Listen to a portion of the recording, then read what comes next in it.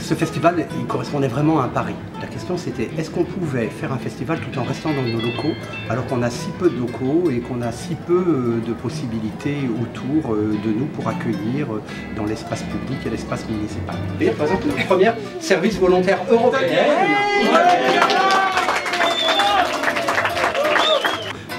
Et on a pu réaliser des ateliers qui faisaient appel à l'expression, d'autres qui faisaient plus appel à des tables rondes, du format conférence, de la projection de films, du spectacle, des ateliers cuisine de production. On a assuré une véritable convivialité. Ça s'est terminé en fête pendant 2 jours. Et donc le pari est réussi.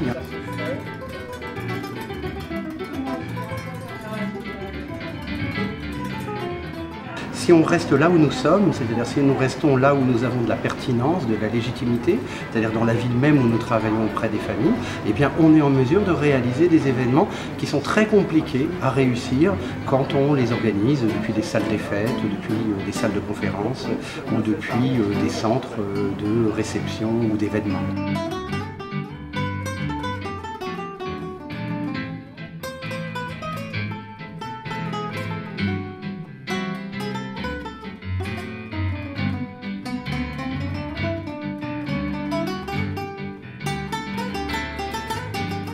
En fin de compte, on a montré qu'un événement, ça s'intègre bien dans la vie.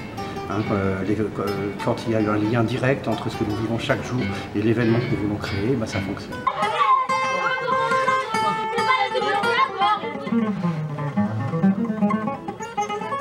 Dès qu'on est tout petit, quoi, tu vois, de réussir, on nous dit si tu travailles bien, tu réussiras.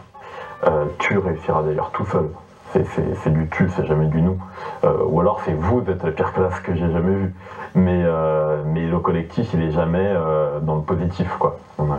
Et un jour, j'ai rencontré une femme âgée. Elle vendait des fringues au plus d'Ido. Je dis, qu'est-ce que tu fais? Elle dit, bah regarde, je vends des fringues pour survivre. Alors nous, on aimerait bien avoir des terrains, qu'on puisse vendre nos affaires, quoi, qu'on récupère dans les poubelles, dans les encombrants, un peu partout, quoi. C'est un gros problème, quoi. J'espère que ça va aller mieux, bientôt, j'espère. Voilà, quoi, j'ai que ça à dire. Alors, merci. Si vous avez des questions. Et pour autant, c'était un vrai événement. On a vraiment parlé d'éducation populaire.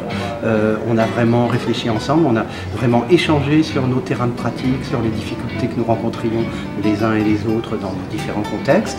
Je crois qu'en dehors même de l'organisateur que nous étions, les participants ont beaucoup échangé entre eux. Il y a eu beaucoup d'échanges, d'informations, de coordonnées.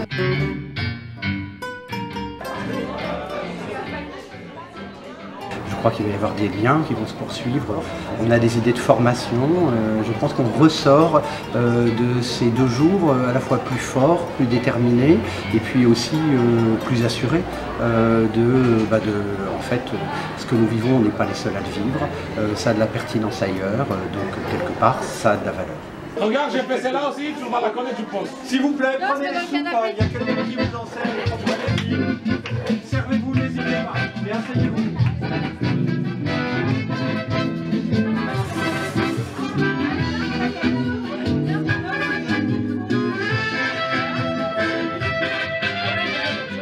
Oui, et puis Intermède Robinson a une certaine responsabilité parce qu'on est la structure qui a le plus de permanents, qui a le plus d'ancienneté.